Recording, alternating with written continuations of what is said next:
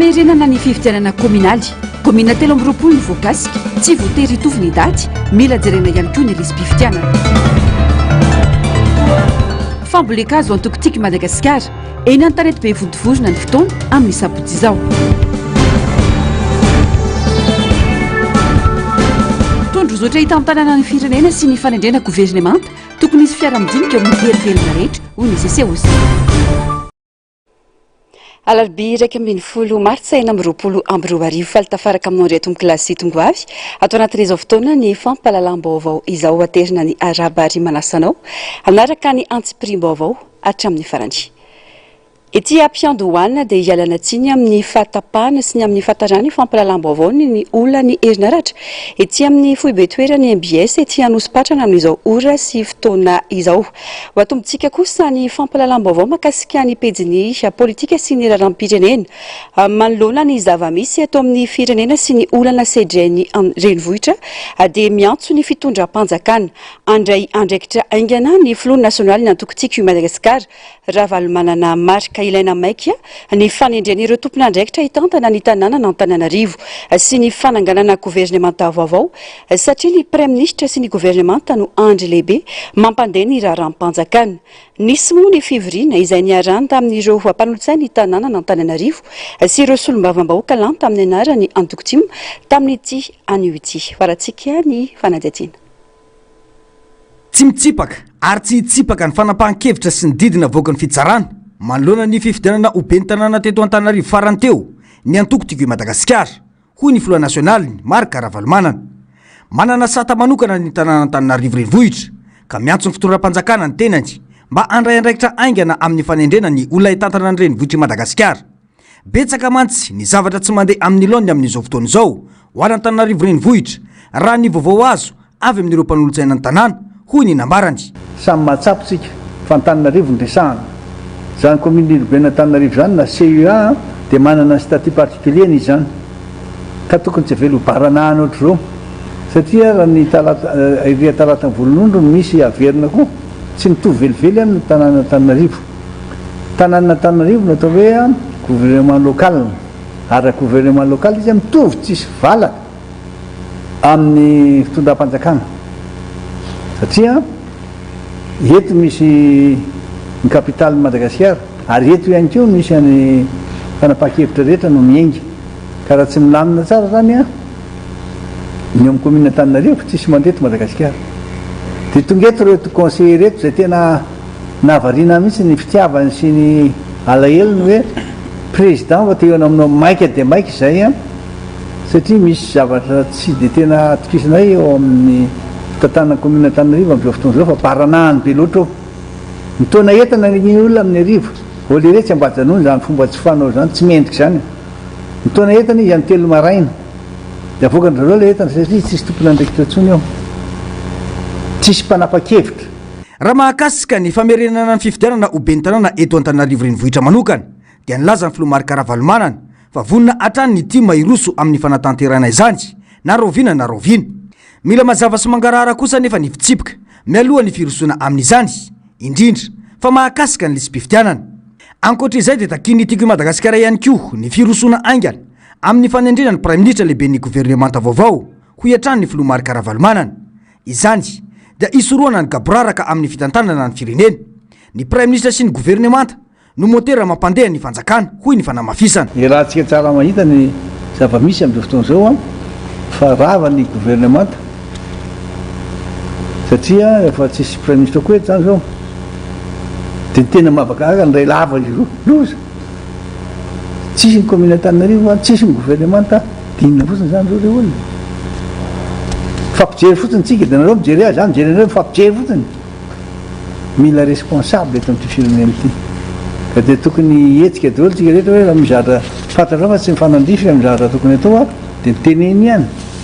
azadino fa ny tompontsom-pirenena na ny intérêt national ny jerevantsika fa tsy ny intérêt ny antoko na ny intérêt personnel noho izany raha misy zavatra hitanao fa tokony amboarina ina dia ataovy ina zay mba ifampilazana. Mifandraiky amin'izay vaovao izay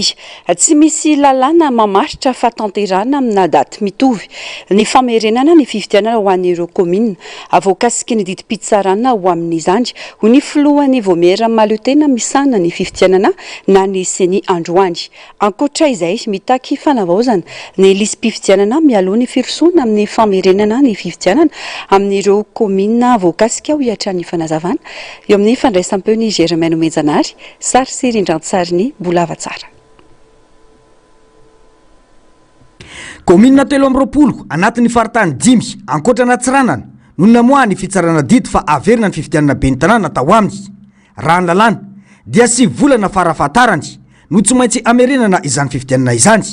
Ankoatra io anefa dia tsy misy lalàna mamaritra fa tsy maintsy daty tokana no amerenana ny fifidianana amin'ireo komina miisa 3 voakasika ireo raha ny fanazavana. Ireo komuna 3 zay nodidiny ny fitsarana ny amerenana ny fifidianana ho amin'ireo aloha dia tsy misy mihitsy ny lalàna miteny hoe tsy maintsy ho tanterahana ao anatin'ny fotoana iray fa manana fahefana mihitsy ny fitoram-panjakana ny anatanteraka n'ireo fifidianana averin'ireo fifidianana amin'ny ampahan'ireo amin'ny vanim-potoana samihafa arakaraka ny fahitany ny tena filana ny amin'izay amerenana ny fifidianan'izay arakaraka ihany koa ny fisia ny oenty-manana anatanterahana ilay fifidianana averina. Ankilan'izany manome fahefana feno ny fotoanam-panjakana ametraka délégationna manokana na PDS amina komina iray ny lalàna raha toka misy antony manokana tsy ahafahana manatanteraka ny famerenana ny fifidianana ho hiatrany ny fanazavana. Ny lalàna moa dia milaza fa ny vaomeram-pirenena mahaloatena misahana ny fifidianana no mandefa tety andro makany amin'ny gouvernemanta ary mandefa ny volavola teti-bola ahafahana manatotosana ireo fifidianana haverin'ireo. Dia ny flankevitry ny gouvernemanta rehefa aveo ny tompony fahefana feno sy ny teny farany mamoaka ny didim-panjakana tena iantsoana ny mpifidy ary mitazona ny daty izay hanatanterahana an'ireo fifidianana averin'ireo. Koa raha azo ambara zany dia tolo-kevitra ihany ny avy aty amin'ny vaomeram-pirenena mahaloatena misahana ny fifidianana ny amin'ny tety andro amerenana an'ireo fifidianan'ireo fa ny gouvernemanta ny tompony teny farany ny amin'izay tena anatanterahana azy. Atreto dia mbola tsy misy volavolana tety andro sy volavolana teti-bola avy amin'ny seny nalefa any amin'ny fotoanam-panjakana momba ny famerenana ny fifidianana ben'ny tanàna amin'ireo komina voakasika. Olana tsy maintsy vahana koa manko ny mahakasika ny lisam-pifidianana izay isan'ny takiana fanavaozana hoy ny fanamafisana. Ny antony dia tsotra satria raha ny lalàna moa dia araka ny mahafifidianana averina azy zay dia ilay fepetra nanatanterahana n'ilay fifidianana tamin'ny voalohany ihany no tsy maintsy fepetra arahana amin'ny famerenana n'ilay fifidianana. Zany hoe ny lisam-pifidianana nanaovana n'iny fifidianana teo aloha iny ihany ary ny kandida zay ny andray anjara tamin'iny fifidianana teo aloha iny ihany. Tsisy zavatra tokony hisokatra tsony zany na ny lisam-pifidianana na ny candidature. Iarahantsika mahalala nefa ary tsy nisy ny tsy nimenimenina tamin'ny tsy fahalavorariny ny lisam-pifidianana zay nanatosantsika ny fifidianana teo aloha. Tsy misy tsy nimenimenina tamin'ny fitantanana ny fampandehanana ny fifidianana teo aloha ary amin'izao fotoana izao dia anisan'ny vaindondrara lahara-pahameha ny fanavaozana ny repoblika ankehitriny ny ho fanavaozana manontolo sy tanteraka ny lisam-pifidianana, ny ho fanatsarana ny rafitra zay misahana sy hitantana ny fifidianana ary ny fanatsarana ny fomba ho fanatanterahana an'izany fifidianana zany. Ka ho anay manokana dia iverina fa somary tsy lojika ihany raha ohatra ka tsy tanteraka aloha ny fanatsarana ny lisam-pifidianana, ny fanatsarana ny rafitra hitantana ny fifidianana ary ny fanatsarana ny fomba hitondrantsika n'ilay fifidianana zay tsika vao anatanteraka tokony anatanteraka fifidianana vaovao na ny fifidianana averina. tokony isy fiaraha-midinika eo amin'ny herivelona rehetra eto amin'ny firenena amoana ny fepetra-takiana sy ny tanjona tratrarina anatin'izao fitondrana izao ka ivoan'ny tondrozotra hitantanana ny firenena sy ny ahafana mametraka ny olona hitantana izany sy ny fimpitoana takiana aminy hoy ny teo anivo ny firaisamonim-pirenena manamafy izany ny olom-pirenena izay mihevitra fa tsy mahomby ny fitantana ny governemanta teo aloha raha nitomana tao anatin'ny efa-bolana ka andrasan'izy ireo olona tena mafy ny asa sy vonina ampandroso marina ny firenena miainga tamin'ny tolona nisy fanampanazavana. Tokony miainga avy amin'ny hevitry ny maro ny fanapakevitra rehetra eto amin'ny firenena hoy ny CCOC. Manamafy ny fitakiana hatramin'izay nijoroany izao fitondrana fanavozana izao ny firaisamonim-pirenena ny amin'ny tokony hametrahana mazava ny tondrozotra hitantanana ny firenena sy ny fepetra takiana ary ny tanjona tratrarina. Amin'ny alalan'ny fiainoana sy fiaraha-midinika eo amin'ny herivelona rehetra no ahafana manapaka izany sy izay andrafitra ny governemanta vaovao. Ny voalohany teny moa zany dia mampatsiaro fa ny asa andrasantsika amin'ity gouvernemanta ity dia hoe hitondra ny tetezamita amina hitondra antsika amina système politika vaovao. Izay ny tena hoe tokony asa ny voalohany ary tokony hoe izay ny tena hoe imasony. Ny resaka primature moa zany hoe ny gouvernemanta hoe tokony solo efa niteny izay ary mbola mamerina miteny izay hoe raha tokony izy tokony miara mivory daholo ny herivelona rehetra ary miara manapa-kevitra hoe manapaka hoe ahoana ny tokony hitondrana nyity tetezamita ity. Tokony misy tondrozotra mazava mivoaka miteny hoe iza ny tokony tondra afrina inona le asa ary inona le balizy tokony apetraka ary anisan'izay anatin'izay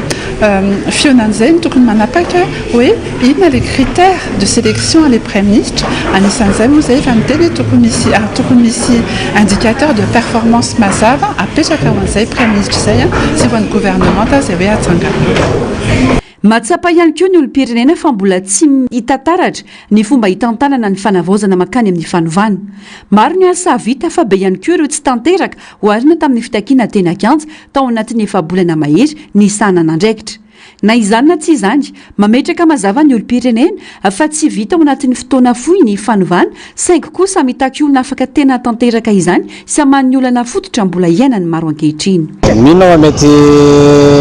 mapety an'le fitondrana zany misy van'le prime ministre satria tahoatrany hoe tsy dia naomby zany ny zava-manentiny teo satria misy tsy fanarahana misy tsy fitezan'ny misy dia normal raha am'izao aloha mbola tsy hitako hoe iny any tena fivoan'ny satria sisy zavatra hoe hita hoe misongadina na ohatra zany amin'isy zay ny arasan'le olom-pirenena le zavatra fivoana amin'ny tena izy tokony izy zany zao tokony olona hoe mba mijery an'le mpandrosan'le firenena. So mety hoe tsy nahafa-po ve zany ny asa nataony tonga ny hoe ndavainy any gouvernement prime ministre vaovao moa zany ndrasantsika rehetrarehetra fa hoe olona ny tena natezitra ny olona tamin'ilay teo aloha teo manko ohatrany hoe mbola niarakaraka tamin'ny filoha teo aloha nisy ifandraisany zany dia mety hoe tena indrasan'ny olona mety hoe tsy indrasako rehetra indrasan'ny olona mety hoe olona madio mihitsy zany tsisy ifandraisany amin'ny tany aloha tany dia surtout koa hoe olona qualifié mety avitan'le rôlana premier ministre. Le zavatra tiana ovaina zany sarotra be eo anatin'ny 4 mois ianao dia ahita fiovana be zany tsy possible izay dia mila patient daholo zany olona rehetra amin'ny le zavatra mety hitranga eo hoe mila faharetana zany hoe mitomboka tsikelikely satria le any amin'ny fototra le izy misy no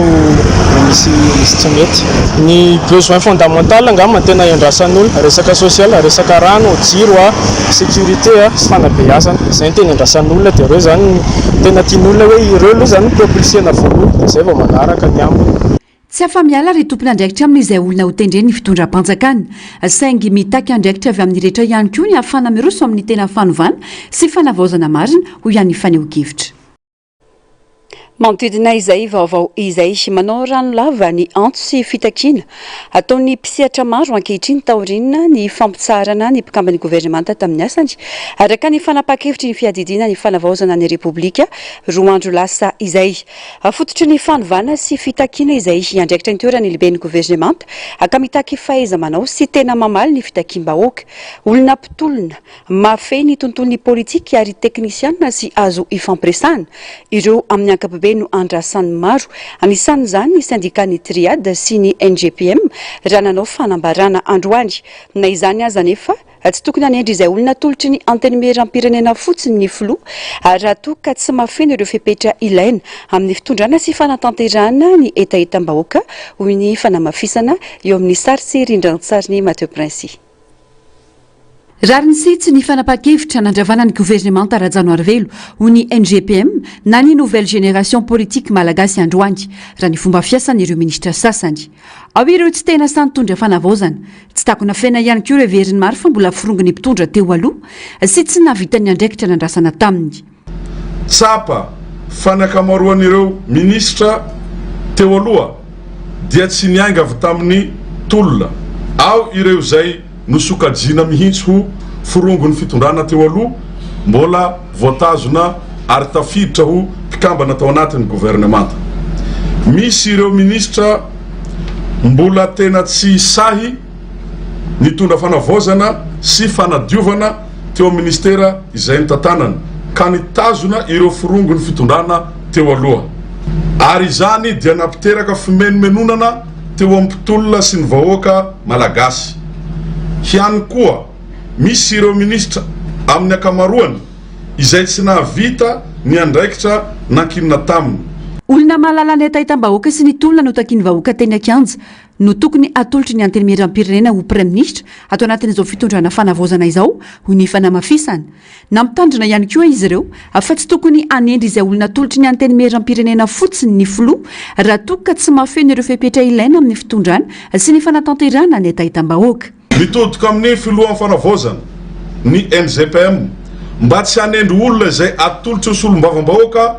raha toa ka tsy mifanaraka amin'ny zavatra sy fepetra nambara teo ambony dia olona vonana tanteraka ny etaetam-bahoaka sy ifototra amin'ny tolona izay nisy tamin'ny taona 2024 sy ny tolona rehetra tao alohan'izay. Mitovy fomba fijery amin'ny NGPM ihany koa ny syndikany mpiasa ny fahasalamana triade izay mametraka mazava fa olona mafeny tontolon'ny politika sy teknika no mila petraka eo amin'ny toeran'ny prime ministre ka tsy andiso fanantenana ireo mpitolona raha ny fanazavana sady mahafantatra ny olana sy ny filan'ny malagasy mba ahafana mamaly ny fanantenana napetraky ny tolona sy ny fanavaozana. Mba ho tena mpitolona no ho tonga eo amin'ny toeran'izany premier ministre levé ny gouvernemanta zany satria io no ahafahan'ny mpitolona mifampiresaka sady olona mahay politika. Ny olona ny raha vao ohatra hoe technicien fotsiny le olona zany niperaka eo nefa tsy miraharaha amin'le resaka politika hita koa tsy ny tolona dia sahirana ny mpitolona zany ka izay zany ny valandresaka androany ny vorinay eo zany dia ny olona tena ny tolona no tokony atao premier ministre lehibe gouvernemanta fangatahana zany ampanajana mandeha amin'ny filohan'ny fanavaozana ny repoblika sy ireo mpiara-miasa amin'ny akaiky. Manao rano lava ny antso sy fitakiana ataon'ny mpisehatra maro ankehitriny tahotra ny fampitsarana ny mpikamba ny gouvernemanta tamin'ny asany araka ny fanapa-kevitry ny fiadidiana ny fanavaozana ny repoblika roa andro lasa izay. Fototry ny fanovana sy fitakiana izay andraikitra ny toerany lehibe ny gouvernemanta ka mitaky fahaiza-manao sy tena mamaly ny fitakiam-bahoaka hoy ny faneho-kevitra samihafa. Andrasana araka izany ny fanendrena vaovao. Araka izany sia tokony olona manana fahaiza-manao sy traikefa mazava amin'ny sehatra iandreketana ireo olona ho tendrena handrafitra ny gouvernemanta ho ireo tanora mivondrona ao anatin'ny GNZ mitaky olona mahafeny asa sy manana viana lavitra ny fitantanana ny firenena hoy ny fanamafisana maniry ny ahita olona akaiky ny vahoaka sy matakatra ny zavamisy ena ny tanora ny GNZ ofisialy araka ny fanambarana nataon'izy ireo anisan'ny olana lehibe eto Madagasikara ny tsy fananana asa ny tanora ny fasarotany fidirana amin'ny sehatry ny asa raha ny fanazavana. Narcisse Karazafy ny aritanjona no mitatitra amintsika ny antsipirim-baovao. Masitsivana maromaro no natolotry ny GNZ Madagasikara ofisialy ho an'ireo olona mety mpikambana ao anatin'ny gouvernemanta vaovao tokony olona manana fahaiza-manao sy traikefa amin'ny fitantanana ireo tendrena madio tanana manaja ny mangarahary ary tsy voasaringotra amin'ny raharaha kolikoly no tsindrin'izy ireo ihany koa fa ilaina ny olona akaiky vahoaka sy mahafantatra ny filan'ny tanora indrindra amin'ny sehatry ny asa sy ny fanabeazana. Fotoana izao ahafahana mametraka rafitra vaovao manangana fitokisana vaovao eo amin'ny mpitondra sy ny vahoaka ary indrindra manome lanja bebe kokoa ifandraisana anjaran'ny tanora. Izahay GNZ dia tanteraka sy ny tombo tao anatin'ny vanim-potoanan'ny teknôlôjia sy ny fanavaozana dia minso fa manana anjara toerana lehibe amin'ny fananganana Madagasikara raha-pitso. Tokony olona manana ny fahaiza-manao sy traikefa mazava amin'ny sehatra iandraiketany ireo olona ho tendrena. Ny fitantanana ny firenena dia mitaky olona mahafeny asa sy manana vina lavitra. Faharoa, olona madio tanana sy manaja ny fitantanana mangarahara amin'ny fitantanana ny raharaham-pirenena. Olona tsy mbola voasoarikotra tamin'ny kolokolo isan-karazany. Etsy ankilany amafisiny GNZ Madagasikara ofisialy koa ny fitakiana ny fandravana ireo androm-panjakana toy ny anteny meram-pirenena, ny anteny meran-dolona ny fitsarana avy momba ny lalam-pandrenana ary ny voamela maro tena misahana ny fifidianana ampy fotoana mamety azy. Miantso ny tompon'andraikitra rehetra ihany koa ireo tanora mba ho tony sy hametraka tombontsoa ny firenena ho ambony zavatra rehetra. Ho anay GNZ Madagasikara ofisialy, ny fananganana gouvernemanta vaovao dia tsy tokony ho fanoloana olona fotsiny fa tokony ho fanovana fomba fiasa sy fomba fitantanana ary fomba fijery vaovao. Tokony gouvernemanta izay manome lanja ny mangarahara ny fahombiazana ary ny fandraisana andraikitra. Izahay GNZ Madagasikara ofisialy dia manaiky izay ho premier ministre vaovao eo raha toa ka mifanaraka amin'ny tolona izay nitolomanay ny foto-kevitra ijoroany ary manome lanja ny tena fanavaozana marina sy tena izy. Averina etona fa mbola manamafy ny fitakiana teny akanjo izahay amin'ny fitakiana fandravana ny androm-panjakana toa ny anteny meram-pirenena, ny anteny meran-doolona, ny HCC ary ny CENI dia mitaky izahay mba amin'ny fotoana mahamety azy no andravana izany ary andehanantsika ny amin'ny 5e République. Ankoatra izay mitaky ny hanomezana toerana bebe kokoa ho an'ny tanora ao anatin'ny gouvernemanta vaovao ireo mpikambana ao amin'ny GNZ Madagasikara ofisialy. Manaiky izay ho premier ministre voatendry vaovao ny GNZ Madagasikara ofisialy raha toka mifanaraka amin'ny lalan-tsainy ny tolona nataon'izy ireo sy ny vina amin'ny fitantanana ny mangarahara sy mahomby ny fanendrena. Ratsaifina ny nitsatra ny alatsinainy lasa teo ny asa amalehibe ny gouvernemanta sy ny gouvernemanta Rajaonarivelo atanaty fanambarana no nankasitra ny premier ministre ireo rehetra niara-ny asa taminy sy nanome fitokisana azy atao anatin'izay efa-bolana sy 20 andro ny asany sy ireo ministra 7 izay niatsiprian'izay. Ny farana ny 7 Mars 2024 teo ny andraikitry ny premier ministre teo aloha Hery Rajaonarivelo araka ny fampitam-baovao navoaka ny primature nisaotra ny filohan'ny fanavaozana lehibe ny gouvernemanta teo aloha no ny fitokisana napetraka taminy nandritra ny efa-bolana nankasitrahany ihany koa ny vahoaka malagasy nanome fahefana ny tenany anatanterahana ny iraka lehibe dia ny fitadiavana ny tombontsoa am-pirenena nisaorany ihany koa ireo tanora GNZ no ny anjara biriky lehibe no raisin'izy ireo tamin'ny fanavotana ny firenena sy ny fanomezana ireo torohevitra sarobidy izay nanampy betsaka tamin'ny fanapahan-kevitra ndraisina tsy noadinoany ny lehibe ny gouvernemanta teo aloha koa ireo mpiara-miombona antokara teknika sy arabola indrindra ny vondrona europeana ny banky iraisampirenena ny tahilym-bola iraisampirenena ary ny rafitra ny firenena mikambana no ny fanampiana sy fiara-miasa nataon'izy ireo ho fanohanana ny fanavaozana sy fampandrosoana ny firenena.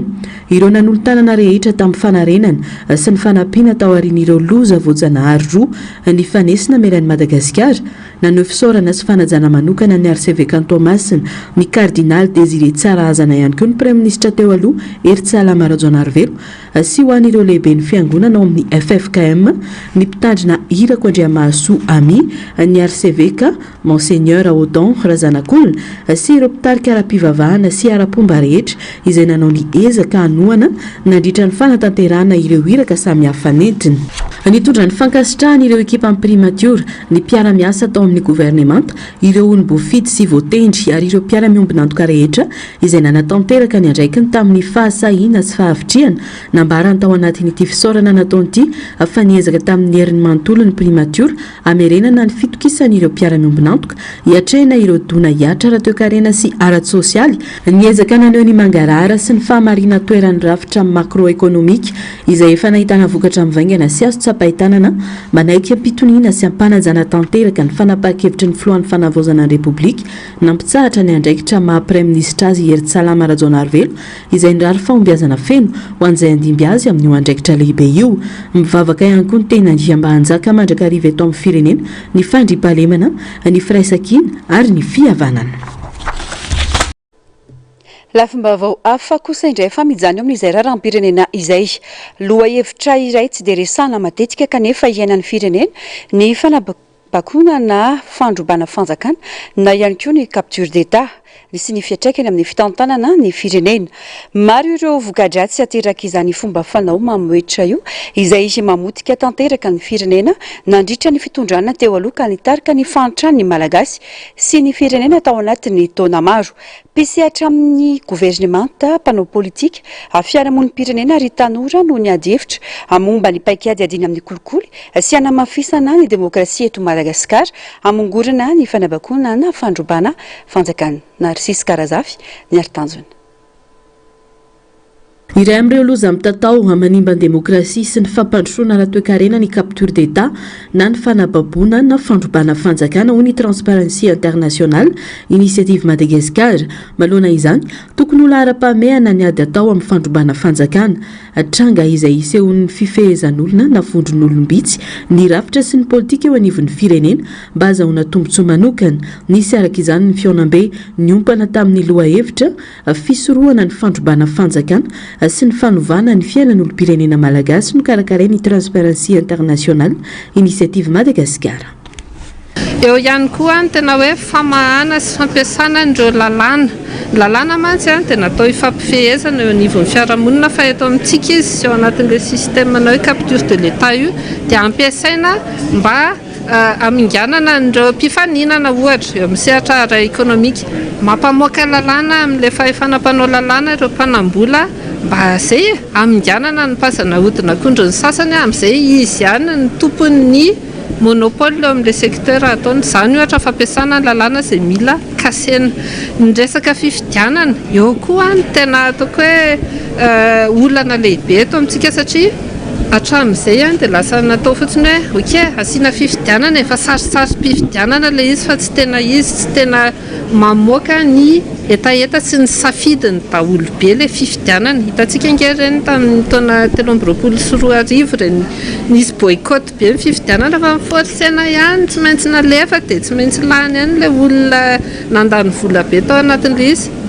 Izay herin'ny vola izay mila fehezina amin'ny alalan'ny lalàna. Ohatra velona ny aina ny fanababoana na fandrobana fanjakana i Madagasikara, vokany ny aina ny fitokisan'ny vahoaka ny androm-panjakana, ny aina ihany koa ny fitombon'ny toe-karena ary ny tombon'ny fahantrana. Mety hiteraka fahalemen'ny lalàna sy ny fitsarana ny fanababoana fanjakana raha ny fanazavana akamana ny sarotra ny ady amin'ny kolikoly sy ny tsy fanarahan-dalàna misy eto amin'ny firenena no mafisy ny tompona andraikitra nefa fa avy any malagasy ihany ny vahaolana maharitra ialana amin'io fanababoana fanjakana io amin'ny alalan'ny fanavaozana andrafitra sy ny fanamafisana ny andraikitry ny olom-pirenena. Antsika amin'teny izao anatina kion-dalantsika tsy manana zoan-diso tsony tsika eto satria efa be loatra ny zavatra simba. Izay mba tonga hoe resahana androany ilay izy ho anay dia efa tamin'ny 2021 2020 kory ary dia efa nanomboka ny resaka capture de l'état fambaboana ny fanjakana ny firesahana tamin'izany fangejana ny fahefana ary tena zavatra hita sy iainana amin'ny andavanandro ilay izy misy impact amin'ny fiainantsika tsirairay. Eny fa ianareo mpanao gazety ireo ary hitanareo tsara hoe fahafahanareo mikirakira vaovao amin'ny mamatiananareo sarotra be. Endrika anankiray izay fitazomana ny fahefana anatin'ny olombitsy mba tsy lazako hoe olon-tokana indraindray satria mety hoe misy olon-tokana ihany koa mitazona ny fahefana amin'ny hevitra, fahefana amin'ny fanapa-kevitra ary ny fahefana ara-bola. Izao zany tsika tsy maintsy manao an'izay réforme izay hoe fanovana lehibe izay amin'ilay fangejana ny fiadiana amin'ny capture de l'état ary mila mametraka fanontaniana na isika olom-pirenena na mitondra an'izao refondation izao hoe tena ao anatin'ny fahavononana ve isika sao dia mbola ao anatin'ny endrika fangejana fahefana ihany izao iainantsika izao dia eto tsika mila manapa-kevitra raha mandiso eto tsika tsy ho tafarina mihitsiny. Ny verimberina nandritra ny adefitra fa zava-dehibe amin'ny ady amin'ny fibotona fanjakana ny fifidianana malalaka sy aradrariny ny fahalalana maneho hevitra ary ny ady entitra amin'ny kolikoly araka ny nambaran'ireo mpandray anjara dia tokony hanompo ny tombotsoan'ny vahoaka rehetra ny androm-panjakana fa tsy ho fitaovana iarovana tombotsoan'ny olombitsy na vondrona manokana. Manodidina ny 200 ireo mpandray anjara tamin'ny ady hevitra nahitana solotena avy amin'ny governemantan'ny fanavaozana ny antoko politika ny fikambanan'ny fiarahamonim-pirenena ary ny tanora GNZ. Fa nisy ny horonan-tsary navoaka ny kolonely Rakotomamonjy Patrick izay nanaova ny ampamoaka momba izay lazainy ho zava-nisy ao anatin'ny fiadidina ny fanavaozana ka nanononany anaran'olona vitsivitsika isan'izany ny anaran'ny filohan'ny fanavaozana nambarany fa misy endrika fandikan-dalàna amin'izao fitondrana izao. Niteraka faneho-kevitra maro ity ampamoaka ity namaly izany tao amin'ny tamazotra sosialy ihany koa ny solombavam-bahoaka Afakandro Christian ka nampitandrina ny kolonely Rakotomamonjy Patrick sy ny aro-mafy ny fitondrana naneho hevitra ihany koa ny filohan'ny antenimieram-pirenena izay niantso ny kolonely Patrick hitondra pirofo fa nametra-pialana ny tenany raha nisy izany.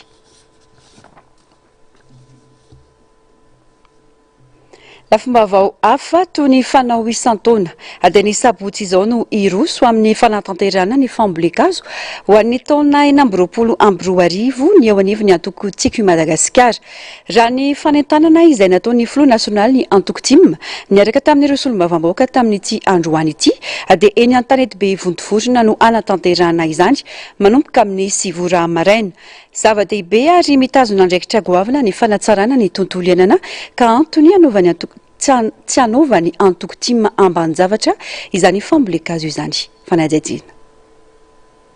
Mitana anjara toerana lehibe amin'ny fisoroana ny fahasimban'ny tany, ny fiotsahan'ny tany ary fiarovana ny loharanondrano ny fambolen-kazo. Ankoatra izany dia manampy amin'ny fanatsarana ny kalitaon'ny rivotra sy ny ady amin'ny fiovaovan'ny toetrandro ihany koa. Etsankilany dia fomba iray anentanana ny olom-pirenena andray anjara amin'ny fiarovana ny tontolo iainana ny hetsika tahaka izany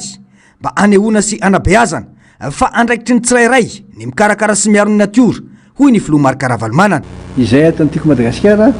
dia na inona miseho na inona misy dia nda amboly azy aloha zahay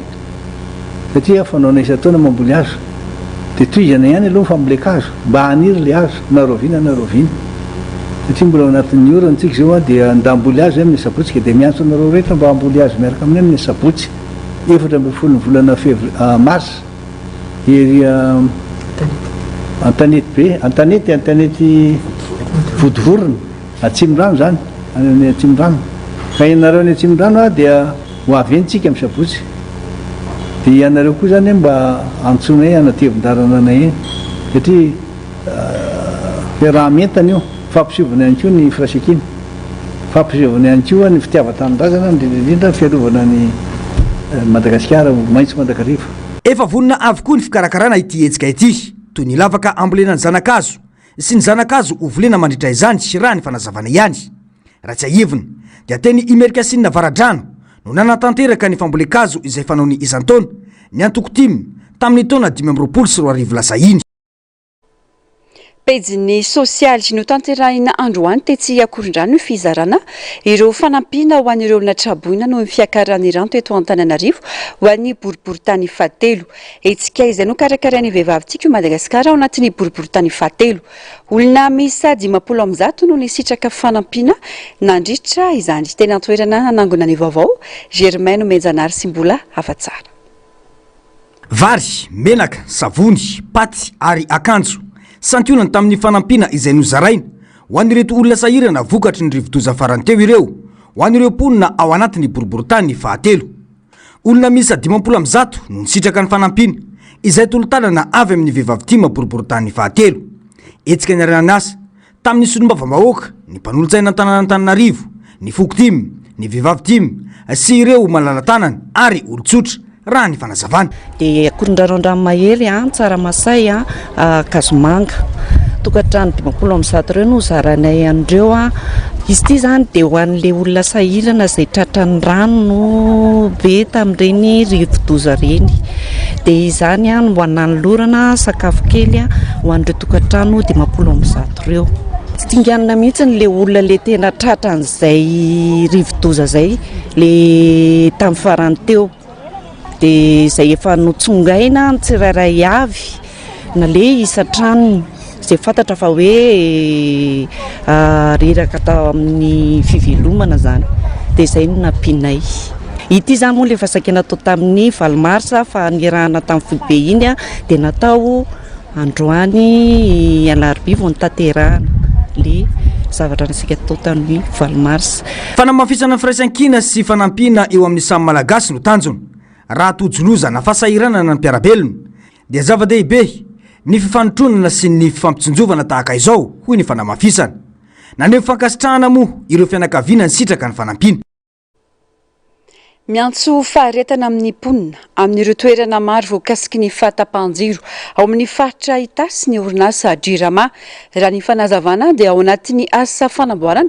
sy ny fikirakarana ara-teknika ilaina amin'ny famerenana ny famatsiana herinaratra izy ireo amin'izao fotoana izao araka izao tati-baovao tateziny Narsiska Razafy sy ny aritanjona amintsika izao misedra fahatapahan-jiro maharitra ireo komuna sy tanàna maro ao anatin'ny faritra Itasy nanomboka ny sabotsy lasa teo vokatry ny fahasimbanana azon'ny transformateur iray izay mamaty sy ny tambazotra soera na ilay antsoina hoe réseau mono araka ny vaovao iray dia simba no nilozan'ny mpifamoivozana ny transformateur nampiasaina nesorina tao Ambatombiravavy ny transformateur ary kasaina finda sy apetraka ao Mangatany mba hamerenana ny famatsiana herinaratra amin'ireo tambazotra soera amin'ny faritra manodidina araka ny fianjarana transformateur Malta 5V moa zay nanjera lakamisy dia nisy fiantraikany lehibe ty transformateur misy ny favoazana ao anatiny dia misy favoazana ny ivelany toy izany efa tonga eto zany technicien Jirama zany vonona anamboatra ny tsy fahasimbana amin'ilay transformateur faritra maromaro ny voakasika zany anisan'izany zany faritra Itasy manodidina ohatra Miarinarivo manodidina faritry ny Soavinandriana manodidina faritry Analavory sy Apefy manodidina ary Mieritatoska sy Arivomamy manodidina araka ny fanamboarana azy moa dia hita fa efa manao araka izay fantatra ny technicien atao amin'ny Jirama amin'ity fanaovana ity transformateur ity tanàna manodidina ny 700 no tratra ity olana ity amin'izao fotoana izao ka miteraka fahasahiranana amin'ny fiainam-ponina sy ny asa andavanandro indrindra ny asa madinika ny varotra ary ny fampiasana fitaovana elektrika ilaina amin'ny fiainana andavanandro vao ny tranga mpiaramonana natolotra ny tendrom-pitsarana miady amin'ny kolikoly na ny pôle anti-corruption teto Antananarivo ny 7 martsa 2022 teo ireo lehilahy telo nikasa hanondrana sokatra antsokosoko miisa 720 ny 3 martsa lasa teo tany Toliara taorian'ny fianona azy ireo dia nalefany amin'ny fonjabeny tsy afany roa voalaza fa tena tomponantoka amin'ny fitrandrana antsokosoko ireo sokatra ireo ilay fahatelo izay mpandika teny sy vororoa piraitsy kombakomba amin'izy ireo kosa dia nahiditra iny amin'ny fonjana Tanimora manamafy ny ministeran'ny tontolo iainana sy ny fandrosoana Lovainjavy fa tsy andefitra amin'ireo mandika lalàna ka manao fitrandrana tsy ara-dalàna ireo biby sy ireo zava-maniry arovana eto Madagasikara miantso ny olom-pirenena ihany koa ny ministera hitoroka ny fitrandrana tsy ara-dalàna ny arena voajanahary iarovana azy ireo tsy ho lany tamingana makasika ny vonina niatra tamin'ny praitan-drazana any amin'ny faritra tsy nananosy tamin'ny fandalovan'ny rivodozageza ny farany teo kosa mivondrana anaty fikambanana iray ireo mpanakanto sy antoko-pihira maro hanao seho-tolo-tanana ho an'ireo trabona ny sabotsy izao hoe tsy mamasina tsy mbola voafaritra mazava ireo tenina isitraka ny fanampiana saingy akendrena manokana ao anatin'izany kosa ireo tenina lasibatra fanampanazavana mivondrona iray ao anatin'ny fikambanana Mami ireo mpanakanto ara-pilazantsara anatanteraka etsika tolo-tanana hanampiana ireo trabona ny Toamasina vokatry ny rivodozageza ny faranteo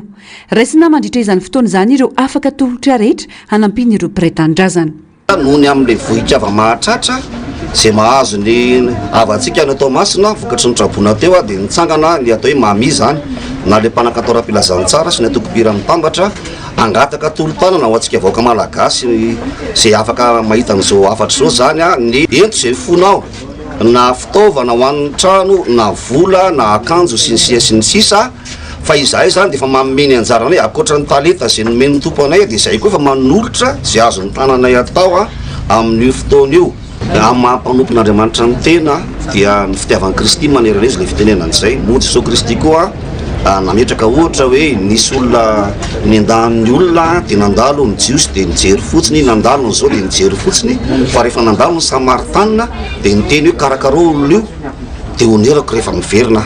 de ny mami zany mba manao Samaritanina tsara fanahy mahatsapa hoe rahalahy anavavy reo araky lirana alefanay teo hoe avatsika reo namatsika reo de tena hoe tsapanay ety anatinay tena Andriamanitra miteny hoe tiavany namanao tahaka ny tenanao de tena hoe amin'ny fonay manontolo vokatry ny fitiavanay mahatonga anay nanao anio etsika. Tsy mbola voafaritra mazava ireo tena isitraka ny fanampiana saingy kendrena azo izany avokoa ireo tena lasibatra izy ireo mihitsy no idiny any an-toerana ijery fotony zava-misy sy ireo tena sahirana ka omena fanampiana azo amin'ny hetsika.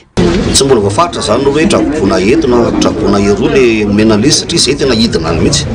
efa misy ny camion zany natolotry ny olona hitonana entana zay midina any zay omen'ny olona eo de zay manaraka ny camion avaterina mety miaraka amin'ny mpitandro filaminana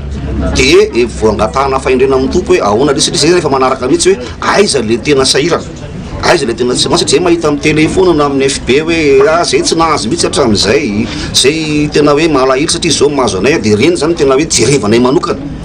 de hidina any mihitsy zay zany solotena hijery manokana an'ireny reny de miakina amin'le zavatra omen'ny olona moa zany hoe ahoana ny tokony anaovana azy fa mbola tsy misy zavatra azo netenenina hoe apetraka atsy na omena atsy le izy loatra eto. Mpanakantoera-pilazantsara sy atoko-pihira manodidina ny 700 no andray anjara amin'ity hetsika tolo-tanana izay ataony sabotsy ho avy zao ity etsy amin'ny kianja bare Mahamasina hanomboka amin'ny 9 ora maraina ny fotoana ary aharitra hatramin'ny 10 ora hariva. Tsy misy ny vidim-pidirana fa izay fony ho raisina mandritra io fotoana io entina manontolo anampina ny mpiray-tandrazana any Atsinanana. Ankoatra izay io sabotsy ihany eny amin'ny FLM 720 hektara no anaovan'ny FFKM hetsika tolo-tanana ihany koa ho an'ireo niarambony taoriany fandalovan'ireo rivotoza. Isany koa ny antsakira fiderana sy fanangonan'ireo fanampiana avy amin'ireo malala-tanana. Hamaranana ny fampalalam-baovao ny maresaka avy any ivelany. Sambo lehibe telo no tratry ny fanafiana tao amin'ny Detroit d'Ormuz androany. Araka ny tatitra nataon'ny orinasa misana manokana ny fandriampahalemana an-dranomasina hatreto zany sambo 440 no voatafika tao amin'ny Detroit d'Ormuz. Fanampanazavana.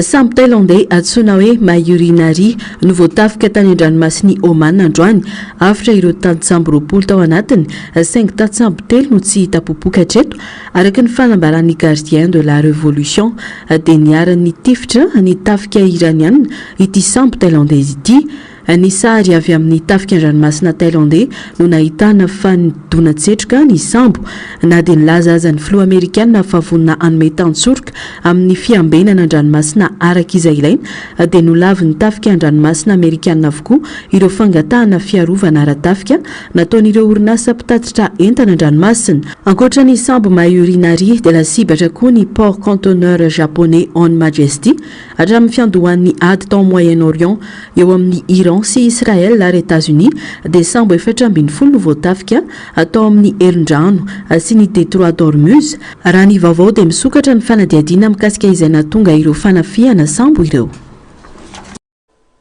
Hatrany fiarana tombo-kilasy tombovavy ankasitrano fenanao nanaraka ny vaovao hatramin'ny farany mametraka ny mandra-pitafa ao aminaraka indray veloma tompoko.